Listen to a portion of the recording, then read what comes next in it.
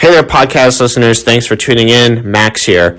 I just wanted to tell you that I recently got my real estate license in the state of Rhode Island. So if you're interested in buying or selling a house in the state of Rhode Island, please contact me at maxwillett.kw.com. That's maxwillett.kw.com.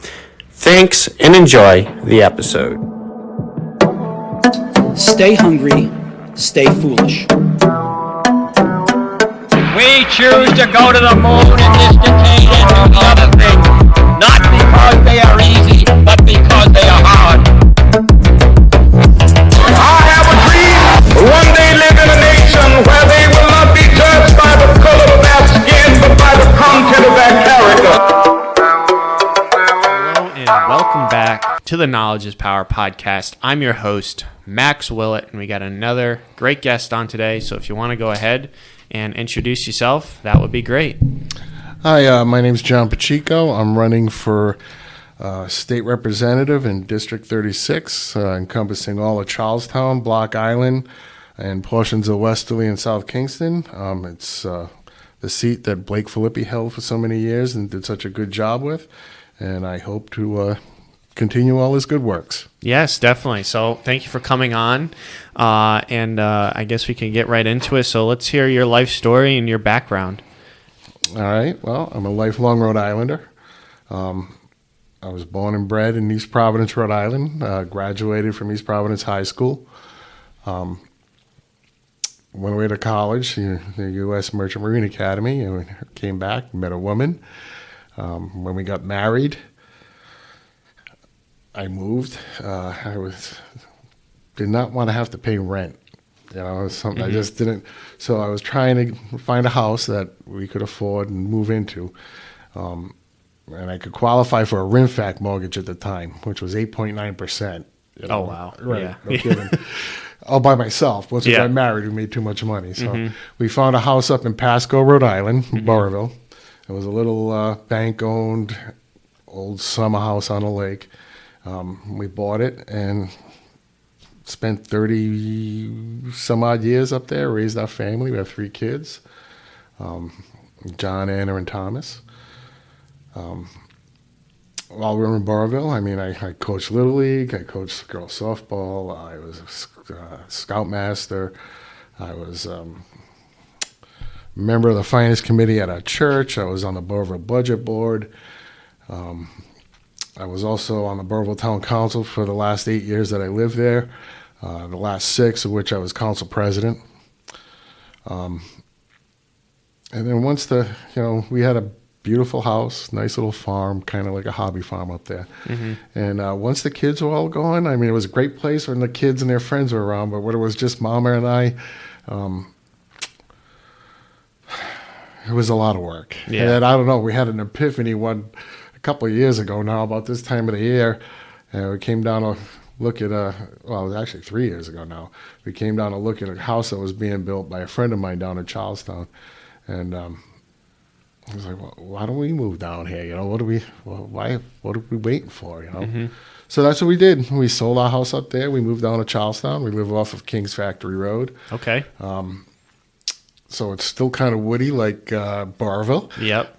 But I'm only, a few minutes to the beach or the shore. Absolutely. And I love it. I couldn't be happier down here. Good. Well, yeah, definitely a hidden gem in New England and Rhode Island, Charlestown. You know, I live there too, and it's a great town. Oh, it's beautiful. Yeah. So, did you ever go to college or anything like that? I graduated degree from Providence College Okay. in business administration. Very cool. So what made you want to go with business administration? Well, I've always been pretty good with numbers. Yeah. I've always liked the business aspect of things. And at the time, I was like the assistant general manager for a building material company and had hopes of opening my own someday. So I thought that was probably the best route for me to take to do that. And eventually I did. I owned a building material company down in Kingston for a total of about 7, it was 7 years the first time and then almost 3 years the second time, because I sold it and worked for the company, and then somebody else bought it, and I worked for them, and then I opened it again for myself. So it was always been pretty helpful. Providence College was a lot of fun too. Yeah. I mean, I went nights while I was working and married, Okay. So it was a continuing ed kind of thing. But I really, my employer at the time, a guy by the name of Frank McGinn, agreed to pay for my classes as long as I had a B or a higher grade. So, consequently, I took as many as I could as fast as I could. You know? Yeah. So, yeah. What do you think your favorite thing about PC was? My favorite thing about PC. Let's see. I liked going to the hockey rink for hockey games. Yeah. It's very intimate. It's not like being at the Civic Center or the Dunk. Yeah. What is it now? It's something else now. Mika something. Now, did you Yeah. choose PC because it was so much closer than URI or Rick or anything like that, or was there something that? No, when I graduated from high school, my intention was to go to West Point, and I'd had my nomination letters, and I had gotten accepted, and I had done all the physical and whatnot that I had to do. So my choices, what I wanted to do was either West Point, because I knew I needed a little discipline at that point in my life, or the University of Miami. Oh, really? Where I wanted to go play football. Okay. In 1984 was when I graduated, and that was the year that Doug Flutie threw the miraculous pass down the field. And, it was a huge I know thing. nothing about that stuff. Yeah, so. it was really Yeah. huge and really cool. Yeah. So I wanted to go to Miami because Miami was huge, the U was huge, or Providence College. Those are my three. So it was kind of funny. What happened is the United States Merchant Marine Academy in Kings Point, New York, is one of the 5 service academies run by the government. And the football coach came up to my high school and was talking to my football coach, and happened to mention me and another kid, a friend of mine, that might be interested in that school. And because I'd already done all the work for West Point, it wasn't that much hard. I just needed a nomination to be able to get into Kings Point. So I went to Kings Point for 3 years. That was very interesting and a lot of fun. Yeah. Very cool. Well, very cool background. And, actually, so what do you find was the most interesting thing within, like, the business administration? If you remember, like, when you were at college, what classes did you find, like, the most interesting? This is going to be funny. Not the business classes. Okay. Because it was Providence College. Yeah. I think, and I still think about this. I took some history classes, which I always enjoyed. But because it's Providence College, you got to take a religious class. Actually, I had to take 2. So I took a class in the Old Testament and loved the class and the professor so much. So did everybody. I mean, it was fascinating material. Yeah. That the next semester I took the same professor in the class in the New Testament. So Yeah. I would say those 2 classes, Yeah. as crazy as that sounds. No, I don't think that's crazy. That was probably, the classes I remember the most. Yeah. That, and I remember statistics being a real pain in the butt, and I never enjoyed that class at all. Well, I'll tell you what, like, even if you don't consider yourself as a religious person, the Bible is just a fascinating story. Oh, absolutely. It's such an undervalued story that everybody should get to know and learn. I mean, I wish I learned more about it and devoted myself a little bit more to that book, because it's just an amazing story. And there's so many lessons in it. Absolutely. Like, it's funny. So I took a philosophy class at URI. I think it was my second semester.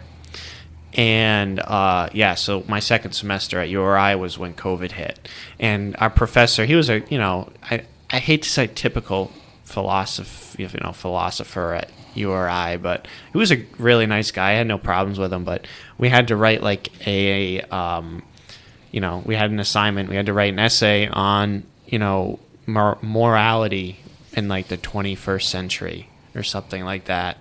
And I wrote how, the 10 Commandments literally are what basic morals are off of, and people don't even realize it. and how without that and without those 10 commandments, people wouldn't have had those basic moral beliefs, and you slowly see some of those going away, within society, simple ones. And I thought I really liked what I wrote. I don't know if I could find it, but I want to, because, it was only 2 years ago, but I don't have, like, my URI email anymore. But I think that was, like, I've never been a great writer, but I think it's one of the best things I've ever written. And I got, like, like a B- on it. And that's pretty good for me, when it comes to writing assignments. But I really liked that. Well, the more you write, the better you get. Yeah, absolutely. It's just like with anything else, really, I think. But yeah, so I remember too, you made me jog my memory a little bit. I remember taking a class in business ethics, and I remember the textbook had maybe 60 different professions in it. Real true stories of somebody that might be on a landscape company. There was another story in there, somebody that was like a hobo. Yeah, you know what I mean. So I remember that a lot of those stories, people were doing a lot of end arounds to hide money, wash money, or whatever it is. And I remember thinking, I'll never do that, and I never have. I mean, if all I cared about was money, I'd have a shitload of it. But I never have. It's never been my thing. I'd always, even when I owned my company, I always wanted to deal with local people. I always wanted to make sure my bills got paid. And if it meant that, I didn't have any money, that's what it meant, I never hid any money. I always paid my taxes, you know what I mean? Yeah. I always feel like, and I always said this too, I'm going to do the right thing, whether it's good for me or not. I'm always going to do the right thing because I got to sleep at night too. Yeah, I think as a business owner, sometimes you get people that are chasing, to be a gazillionaire and get all this money. But for me, there's nothing really better than having an impact on like where you grew up in your local community and helping people around you. I don't think it gets really any better than that. Correct. Sponsoring Little League baseball team. It sounds corny, but it's true. Like it's something where, you can see what you're doing and see what you're helping. Right. As a community, and that's sort of like why. I mean, I started my business because I love, and into additive manufacturing and 3D printing, and it's also a way where I think, maybe in the future, once I build my business a little bit more, I can start giving back and helping the community more, and this podcast, I think, is a great way to get all these great people in our local area, to tell their life stories, people that people would have never heard of otherwise, people, you might not think it, but just to come on and talk about yourself. Like everybody has a great story, in my opinion. Everybody has a great, individual life story. And I think everybody has advice to share as well. So giving back to the community, there's really nothing better than that, I think. No, I agree. And that's, and I feel like you're obligated to do that. Yeah. And I think that almost perfectly ties into, District 36 and why you ended up, to decide to run. So if we want to get into that, I think that'd be a great starting point. So what made you want to run for a state rep? Well, again, coming from Burrillville, I was on the town council up there for 8 years, council president for 6. Spent probably I bet it was 5 of the years I was council president fighting a proposed power plant up there that would have, sucked the state dry of water and damaged this beautiful part of the state. And, and it was, at times it was very trying, but it was very satisfying to also not see that plant built. So when I moved down here, I really had no intention of getting into politics at all. I went to a couple of council meetings in Charlestown. Found that to be interesting as opposed to what I was used to, up in Burrillville, we all work together all the time. As a matter of fact, I'm a Republican, and it was Democrats that nominated me to be the council president. Wow. It's not the highest vote getter like down here. You get, we reorganize every 2 years up there. So, every 2 years for 3 terms, I had to get voted in, and they respected me enough to do it. So when I came down here, things were going fine, and I got a call from some friends of mine at the State House that I know. I've been up there a lot, and asked me if I'd have lunch with Blake, and I said sure, and so we did. And he had mentioned that he was thinking about not running for a lot of reasons. A lot of them are, I'm sure, personal to him. And I wanted to know if I'd be interested. So I said, I thought about it for a little while, and I said, I would.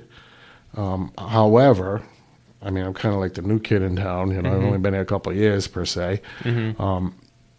If there's somebody down here in this district that's been, eyeballing that seat, I'm not going to step on anybody's toes, and I'm going to need the support of the people in the district. And so when I broached that subject with the people in Charlestown, the support has been tremendous. I actually thought that because Blake had told me he'd let me know, and I actually thought he changed his mind. And I hadn't said anything to anybody because I told him I wouldn't. So it was kind of funny. The last night of the session, I guess he announced that he was going to retire and he was going to run again. And I get up the next morning, and my phone, I had like 15 different texts and phone calls and voice messages from people saying, "Hey, this is your spot if you want it." So, thinking on it, I thought, yeah, why not? Blake did a good job. I like to help. I think I'm pretty good at it. I mean, I come up with some creative solutions over the years. I can work with both sides of the aisle. Again, I'm not there to make myself rich. I'm going to do the right thing, whether it's good for me or not. So, yeah, I figured, why not? I'll give it a shot. I got the time. My kids are older and grown and out of the house now. So, yeah, I think we need. In that building, I think we need more people that care about the people and care about their own pocketbook, I guess. Yeah, I mean, it's interesting. Rhode Island has always had like this bad stigma about being corrupt and things like that. Even if, I don't think that's a controversial thing to say at all, unfortunately. No. Because we have enough of politicians that have been in jail over the years, right? Yeah, it's sad because it's such a great state. Oh, it really is. It's small, but it's a great state. Yeah, I always figured, and I still can't believe we can't do it. It's such a small state and such a great place that this state should operate like a sports car on a racetrack. Yeah. There's something, we feel the wind blowing the wrong way. We should be able to shift gears and get going, and be in front of that all the time instead of behind it all the time. Absolutely. The state runs like some big lumbering, tank of a truck that can barely get over 10 miles an hour. That's the way this state runs, and it shouldn't be that way. Yeah, absolutely. So I think the first few questions I want to start off with is, I have some quotes, and I think I want to get your response to them. And I think this first one perfectly sums up with what you were talking about earlier is, politics is a calling, not a profession. Correct. So, would you like to expand on that? Yeah, because, there's too many people up there that, here's a perfect example. There are a lot of people up there that raise a lot more money than the job pays. Why? I mean, in my mind, that shouldn't be allowed. I mean, if you're you're gonna need money to run, sure, but you should, it should be no more than what the job pays. There's no reason for a Speaker of the House to have a couple $100,000 in his campaign account. Yeah, that's insane. Yeah. Okay. So I always figure if that's the case, why? Why do you need that much money? Because you probably plan on getting it back. Yeah. Yeah. Interesting. Okay. So second quote. Government should focus on building a strong business climate rather than trying to manage the economy. Absolutely. Okay. The private sector, if people can make money, or think they can make money doing things, they'll do them. All right. And the government shouldn't stand in the way of that kind of stuff. I mean, we're always, 48, 49 in business climate around here. and as a business owner, I know it's a pain in the ass to, Yeah. there's just a lot of stuff that you have to do and a lot of hoops you have to jump through. I mean, just to have you got a business, it's $500, right? To get you, Yeah. right. Yeah. Just to have yeah, it's like 400 something. Yeah. yeah, Yeah. just to be able To have an a LLC. business. Yeah. Yeah. And that you're supposed to get if you make more than like $600 a year in revenue, which is like really, like you're gonna want that tax money, like you're gonna want $30 if I do $600 in sales, you're gonna want like 30% or whatever and if I make $100 profit, you're gonna want $30. Like, come on. It's crazy, Right. There are definitely ways the state could get out of the way and help people out. Oh, and that would help people out. Absolutely. Just staying out of the way. Yeah, absolutely. It's not really like laissez-faire, sort of thing. I remember that from high school, where the government should be completely out of business. I definitely think there's a place Oh, absolutely. where this quote perfectly sums up that, where they can help guide but not interfere, but yeah, so third quote. We must reverse the trend of state government absorbing our decision-making and empower local communities and individuals. You're talking to the right guy there, man. I mentioned that I was on the Burrillville Council when we were fighting this power plant. In the state of Rhode Island, there's an appointed board, the Energy Facility Siting Board, 3 members. One is the head of the that Department of Environmental Management, and then the other 2 appointed by the governor. Those 3 people make the decision on when a power plant gets built or not, regardless of where it is in the state. And, the town virtually has no say. 0. The only way we were able to beat that, or keep that power plant from being built, was to prove that it wasn't needed. And after 4 years and almost $4.5 million, it would get to the point where the siting board, and no matter how much maybe Gina Raimondo would have wanted it built, or whoever else, there was no way that they could approve it because, the town, with the experts and the lawyers that we hired and all the data we proved, that there was no need for this power plant to be where it was. So yeah, that was a lack of local control, and it was very upsetting to the people in town. I think that's a lot to be said right there. The other thing that happened during that about local control is this power plant, potential power plant, had no water source.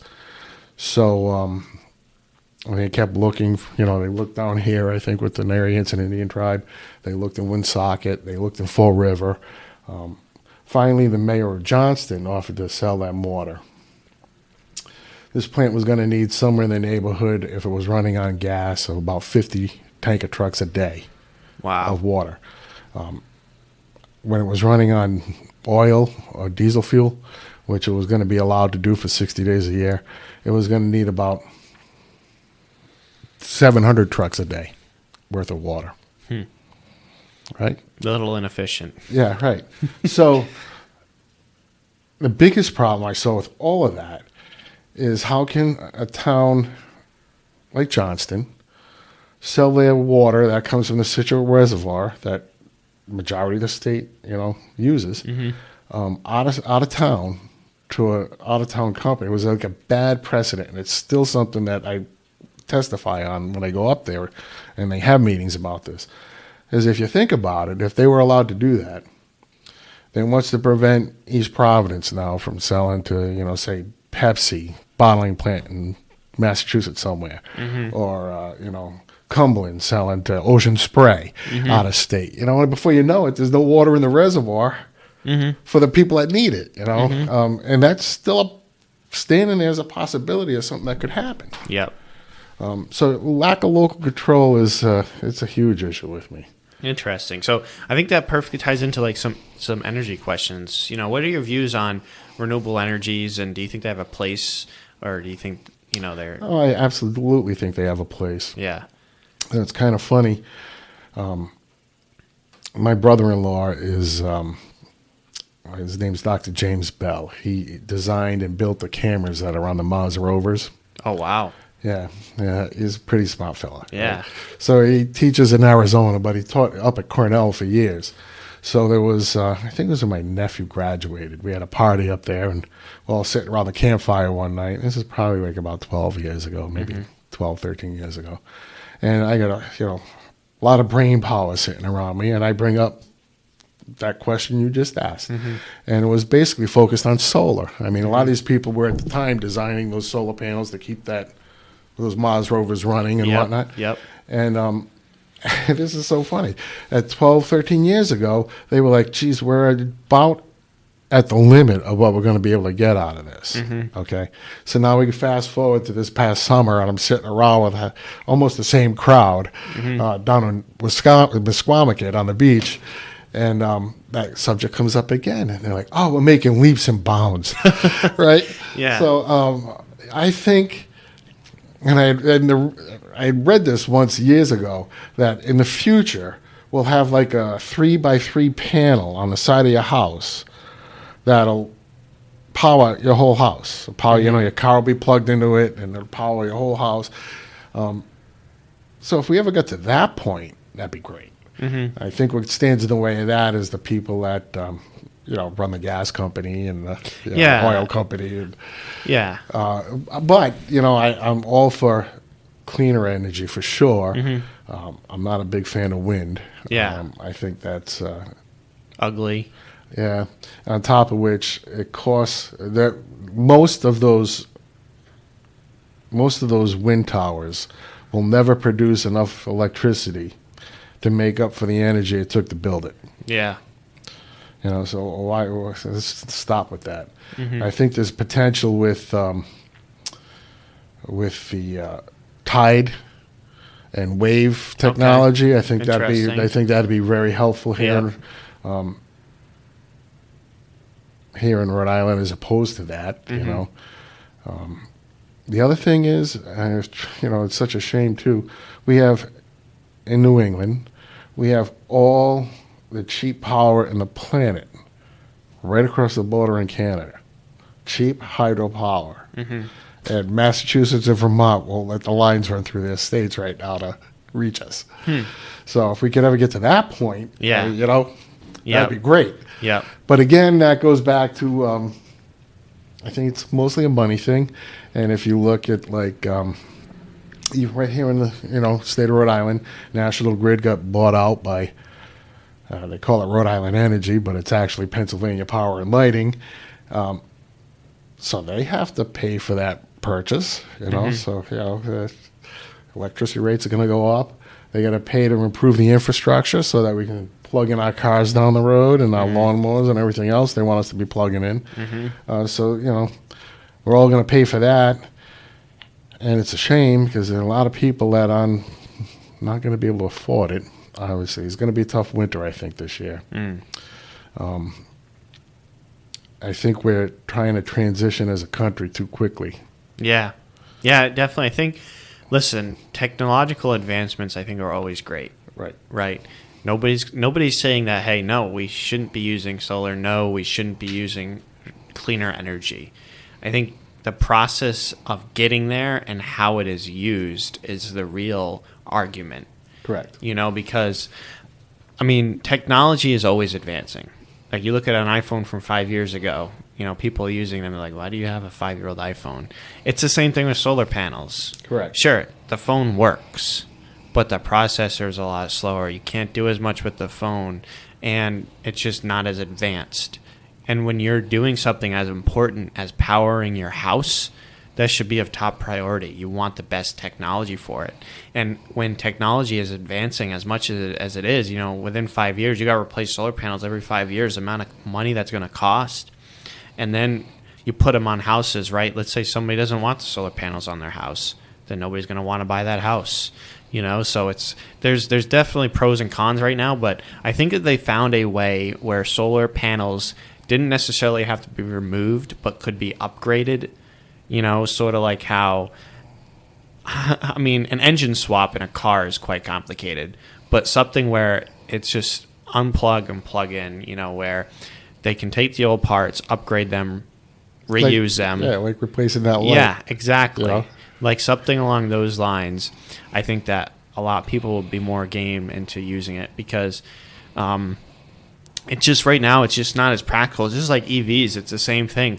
Nobody's saying, hey, you know, we don't want to have cleaner cars. We don't want to drive cleaner vehicles. But hey, when you think about the energy concerns that powering all these electric cars has, like it's going to be worse for the environment. Yeah. You know? And just building that car. Yeah, exactly. Getting People the don't realize materials that. for the batteries, and There was a test on like a Chevy Malibu. They compared a Chevy Malibu that was completely built in Detroit or in Michigan or whatever in the United States and a Tesla Model S, right?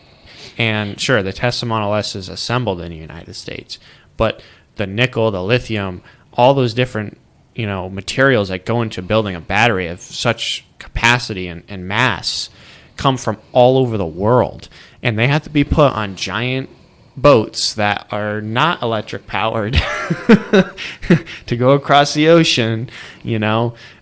Excuse me. And I think they said that you would have to drive a Tesla Model S for 5 years to be on an even playing field with how much it takes to produce that compared to a Chevy Malibu, you know. And then that's not even counting the energy it costs or takes to charge the vehicle. correct. So when you tie that in, it's even longer than that. And you can't recycle the batteries. You can't reuse them. So if we start producing millions upon millions of EVs, Where are they going to be? what are we going to do with the batteries? Because guess what? People are going to get in accidents. People are not going to want the cars anymore. The cars are going to break. It happens. There's lemons. So what's going to happen with these batteries that we can't use? They're going to catch on fire and burn up. Yeah, it's not like we can just throw them in the Johnson landfill, you know. No. Right. So I mean, I think we need to come up with more efficient ways of recycling and reusing these, clean energies. The other thing that never comes up with that too is those cars are a lot heavier. So you got a car carrier that can take 8 or 9 normal cars, can only take 5 or 6 now. Yeah, So- I mean the new Hummer EV, It's gonna beat the shit on 9,000 the road. pounds. Right. 9,000 pounds for the new Hummer EV, and it's a truck. It's like the same size as like a Ram 1500, but it's 9,000 pounds. Even the new F-150 Lightning is 7,000 pounds. You know, Yeah, roll that into somebody at 50 miles an hour. You know what I mean? there won't be somebody after that. Right.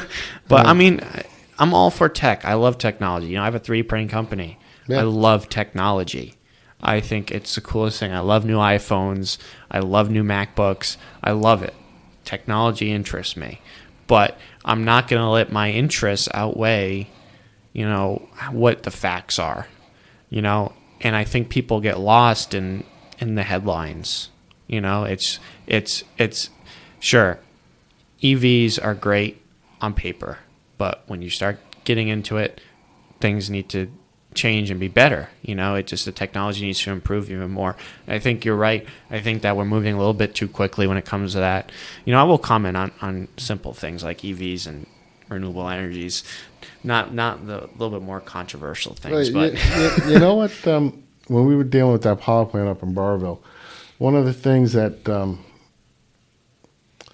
was helping to prove the lack of a need for a new power plant up there is something you don't even think about. But like you have LED lights in here instead of fluorescent lights. So every time that happens, it's that much less electricity needs to be used. Every time somebody puts a new dryer or a new washer or appliance in their house, it's saving electricity, so it's that much less. And that was surprisingly a huge amount of why we didn't need new gas-fired power plant up there, because the technology is going to just keep manifesting itself, and so will the technology to store the solar power and whatnot.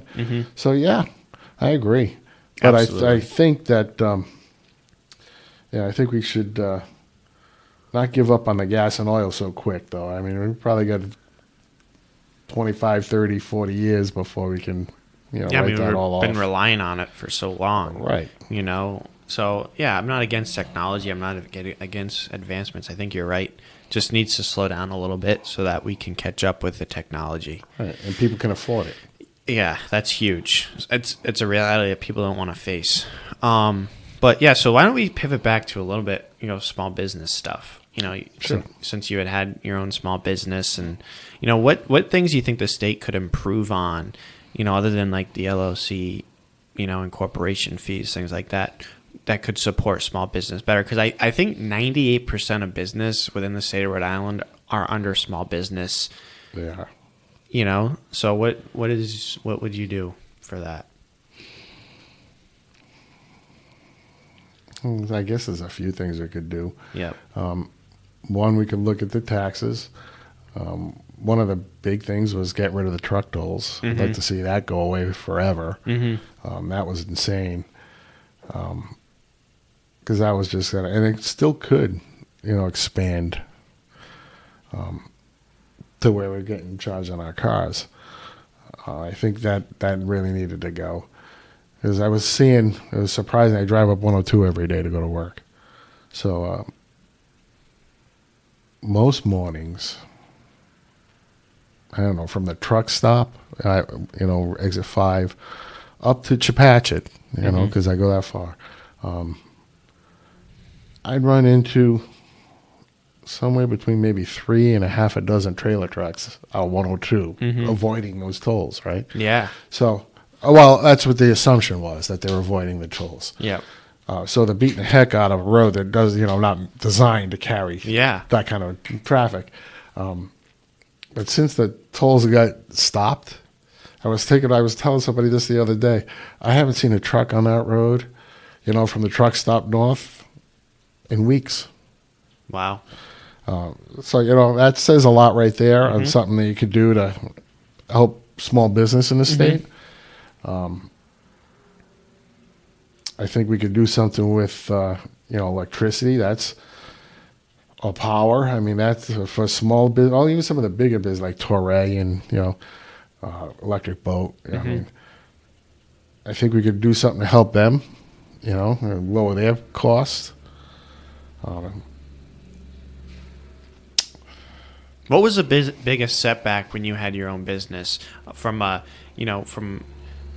fiscal standpoint on that had to do with was it taxes or was it the process of incorporating your business or something along those lines? I mean that's all. So that wasn't too difficult. Yeah. I mean this is going to sound crazy. What the biggest problem with me was that it took me probably a better part of a year before I got this under control, is paying my sales tax. We're collecting sales tax, right? Yeah. So I mean, and if you're doing, a fair amount of sales, that could be a substantial amount of money, right? So I think it was the 20th of the month. Your sales tax from the previous month was due. 20th. Yeah, I laugh because I relate to that statement. Right. So then, you mail them in a check, right? I mean, you're a small business. You might not have it on the 19th, but you'll have it on the 20th. So you mail a check. I even had one of my salesmen would take the check personally, like the next day, up to pay the bill, and you get whacked with a 10% penalty from word go. Being a 1 day late, boom, 10%. Yeah. So, I mean, if you go, $30,000 for the month, I mean, that's $3,000 fine. Yeah. Just being a day late, $1 short, Yep. So I think there's probably a way, especially with the technology we have now, that you can break that out right from the sale and the state could get it, boom, that minute. That'd help the state out tremendously. And then the business owner isn't putting money aside, because it is, it's the state's money, but I mean, it's in your checkbook, so you end up spending it sometimes because, shit happens. They do have an online portal that I use. Testing. Can you just say quick test? Test. Yeah, it's just like really slow. I don't know why. All right. Let's keep trying. All right, so what we were just talking about? We're talking about sales tax. Yes, sales tax. Right, Okay. and it's no different than the registry. You should be able to register your car online or your equipment online. That was the other thing that used to crack me did up it too again. about the truck toll Recording now. Testing. test. Okay. All right. Sorry about that. We had a little cut there, but we were talking about sales tax and what would you do to help improve, small businesses in Rhode Island, or help make the state support them better?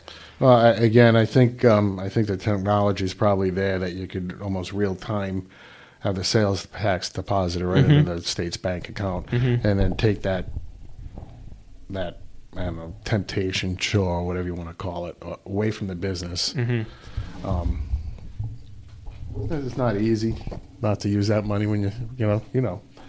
I think one of the other things that never get mentioned is we put these truck tolls up because those are the vehicles that do the most damage on the road. Well, those vehicles also pay the most for their registrations. I mean, to register a 10-wheel dump truck is about $1,000. Wow. And then you got to get an overweight permit in most cases, and that's another $1,500. And then your diesel fuel tax is a lot more than a gas tax. So I mean, those trucks, I kind of feel those businesses are already paying their share. I think. I think the state should. I think we should, like we talked about earlier, just get a little more hands off, and I think that helps businesses. Just cut the red tape per se, or cut the hoops that people have to jump through to do things. And I mean, that's a lot of that is under local control, I guess is like a better word. Zoning and whatnot. But as a state, I think there's opportunities where the state could help with training for employees. I mean, that was a constant battle all summer long, and I mean the restaurants are closing a lot during the summer. The ice cream places were closing a lot there because they had no help. One of those things. I mean, I keep wondering, how do these people survive that don't work? Where do you get your money? Maybe if we start giving them the money, they go to work. Yeah. You know what I mean? So that might help. I think there is maybe a collaboration between the schools. Maybe we could find some money for the Department of Ed for certain vocational trades, as opposed to everybody's not going to be a brain surgeon. Absolutely. Right, and you can make good money installing solar panels. Yeah. As opposed to designing them, right? Yeah. Sometimes more money. Yeah, right. Exactly right. You can make a lot more money being a plumber, or electrician. Yeah. And that was a problem 20 years ago. The builders were worrying about that. Even today, I mean, there's not a lot of people there's not a lot of 18 and 20-year-old kids that are going to work as a laborer, for $12 an hour, and then 4 or 5 years from now they're off on their own doing their own thing. I mean, I know so many kids, or so many people. They're not kids anymore, but guys, I guess, that I went to school with or known over the years that started working for somebody just like that as a laborer. Whether it was as a mason or a framer or a plasterer or something like that, and now they own their own business. And they make really, really good money. They have a 6-figure income. And if they followed their initial trajectory or what was expected of them, they never would have gotten there. So I think there's a lot we could do there. Yeah. Especially after this pandemic. I kind of feel like every kid in the state lost a couple of years of schooling. Well, yeah, that's what they say. I think it was like estimates of 4 to 5 years over the 2 years. So it's going to take 4 to 5 years for them to recover, to get back to normal standards. And I believe that. My wife's a school teacher, and I really believe that. It really, really hurt the kids. Not even so much as the classroom study or doing the work on the computer at home, but more being in the social situation where you can learn those skills that are necessary to be able to go out and live in the real world. So I think there are ways that the state could maybe help that way. but I'll have to see when we get there, you know. Yeah, yeah. So yeah, let's shift gears a little bit. So obviously there's a housing crisis going on in the state of Rhode Island, and it is in other states as well. But the average cost of a house right now, I think, is approximately $405,000. And renting, monthly rents are insanely expensive. You might as well buy a house with how expensive they are. Right, it's a mortgage payment. Yeah. So do you think there's anything that would work to help lower the average cost of a house in Rhode Island and make housing more accessible for more people? I don't know about lowering the average cost of a house in Rhode Island that exists right now. Mm-hmm. It's kind of funny you bring that up. There are 2 towns, I believe, in the state of Rhode Island right now that have met their 10% affordable housing number. Mm-hmm. One, believe it or not, is Block Island. I think they were the first. And one of the things they did is they built a plat of houses, and then I think they raffled them off, maybe. Like you put your name in, and I believe there are a lot of restrictions there, but there are people that own homes on Block Island that they paid less than $200,000 for. Yeah. Wow. Yeah. And the other second town that did met that 10% threshold was Burrillville, believe it or not. And one of the things at Burrillville, again, this was private money coming in. One of the things that we did up in Burrillville was we utilized with NeighborWorks a lot of the older property. If you ever get a chance to go up there, you go where in downtown Harrisville. We had a very blighted mill property there, and now it's housing. There's a library, there's a pavilion. It's just a beautiful place. You got a nice waterfall. The Assembly Theater's across the street. I mean, it's really, what it was 10 years ago to what it is today is just amazing. And then one of the things we really focused on while I was on the council was revitalizing downtown Pacheco.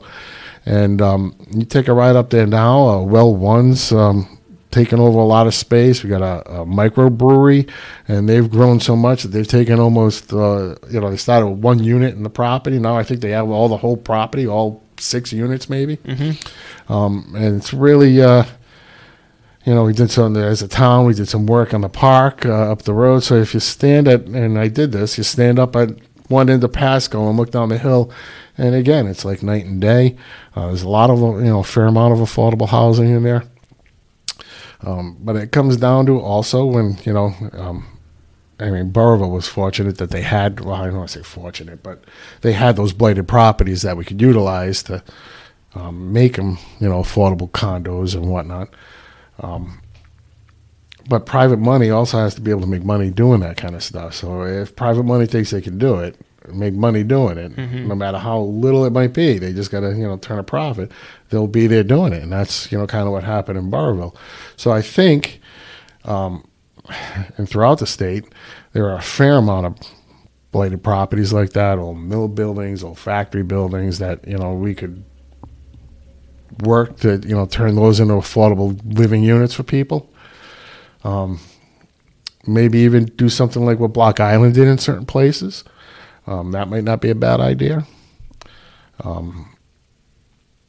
think the thing that really has to happen for a lot of that to take place is people have to not be afraid of having somebody that doesn't make as much money. You move into your neighborhood. Mm-hmm. I think that holds a lot of that back. Mm-hmm.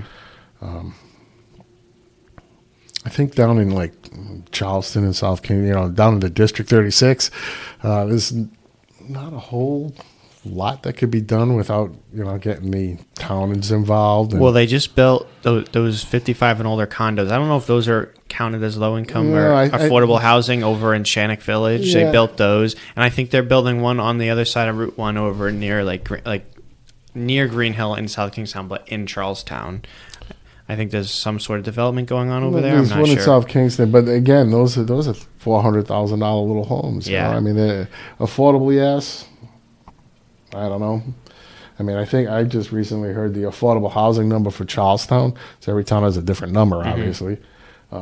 Is like $506,000. It's crazy. Right. Absolutely. That's an affordable number in Charlestown. I have access to the NMLS through my realtor's license. And I remember, so my parents bought their house in 2003. When it was originally built in 1991, it sold for $165,000, and now it's worth. They didn't buy it in 1990, but now it's worth over $500,000.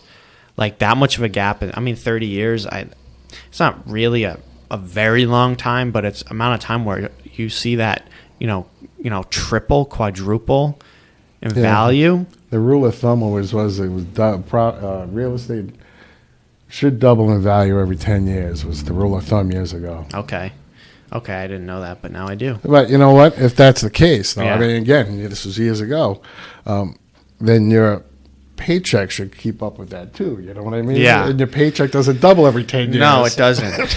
No, yeah. I mean, you're lucky your paycheck went up over 10 years, Yeah. you know?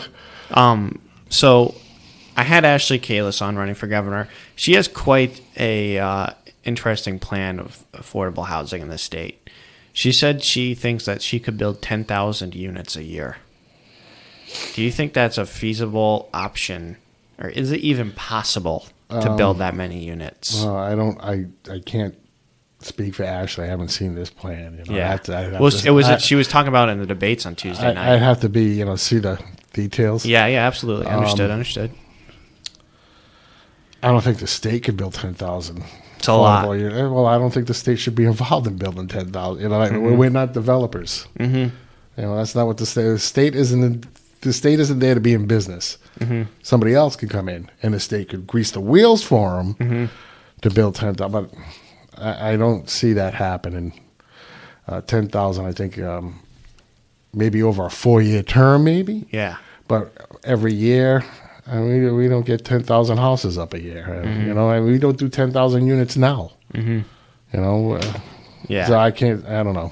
Yeah, it's quite. I mean, it's ambitious for sure, and it sounds like a great idea. And you know, if the details work, obviously, let's go for it. But I think that's where the devil's going to be, is in the details. 'Cause, Yeah. you know, Well, I mean, not only is there a labor shortage still, there's shortage for parts like small parts. It's not necessarily the wood. It's the nails. It's the door handles. Right. It's the pipes. All those things that you don't really think about until you actually go to build a house and you're like, oh, well, nope, sorry, we can't put in the sheetrock yet because we don't have any wiring. We don't have any piping. Can't do that until that gets here. You know, we're not going to put up the sheetrock, tear it down, and put it back up again. You know, like it's those small things that people don't think about. I've been working since we moved down here, almost to Charlestown. We had no garage on our house, so we wanted to put a garage on the house. So, I mean, I didn't think this was going to be a real hassle, right? But it turned into quite the experience down in Charlestown. I had to hire a surveyor. I had to hire an architect just to try and get a building permit and an engineer. I mean, we're talking about a garage. You know, I'm not building something on the ocean. So now, almost, it'll be 2 years in December, and I'm almost at the point where I have to site it now. The garage is up, but it's taken this long to get a permit and, you know, get somebody there to do the foundation, and then get somebody there to do the framing, then wait for the trusses, and then, you know, it's wait for the garage doors was 6 weeks, you know. I mean, it takes a while. It's not, and then it goes back to, you know, helping businesses. Well, you know, it's all well and good. You call somebody that's in the plastering business or drywall business right now. You're not going to see them for months. They're not showing up anytime soon. You might be able to get a roofer pretty quick, but everything else, plumber, electrician, I mean, those things are, you know, those guys are all booked out. They're not, you know. Yeah, absolutely. Well, I think we're going to start winding down, and it's been a great conversation. I really appreciate you coming on. Oh, no problem. Thanks. Yeah, and I ask this last question to every guest. Shoot. Yeah, no, that's okay. So it's a simple question. If you could leave one piece of advice, you know, to the listener, it could be life, business, politics, anything, because now, you know, you experience with all three. What piece of advice would it be? I'd probably go with something that my wife has always told me. If you're trying to make a decision and it's only about the money, it's probably the wrong decision. Okay. Very cool. Thank you very much for sharing that advice. No problem. Thank you very much. I was very excited to have you on, and I think you'd be a worthy successor of Blake Philippi if you get elected. So I wish you the best of luck in the election. So thank you, everybody, for tuning in. Do you have any social media you like to give a shout out or anything like that? Well, I do have a Facebook page, Okay. Pacheco for Rep. Okay. I do have a private Facebook page, John F. Pacheco. You can, like either one of them. Yep. I do have, if you go to my email, I do have a constant contact email list that we have that, there's a few thousand emails on it. So we blast something out. Well, we'll start a little more so now because it's getting close to the election time. But we've been putting something out once a week. So you can go there, and that's pachecoforrep@gmail.com. Very cool. Well, thank you very much for coming again. It's been a great conversation, and thank you all for tuning in to today's episode, and I will catch you in the next one.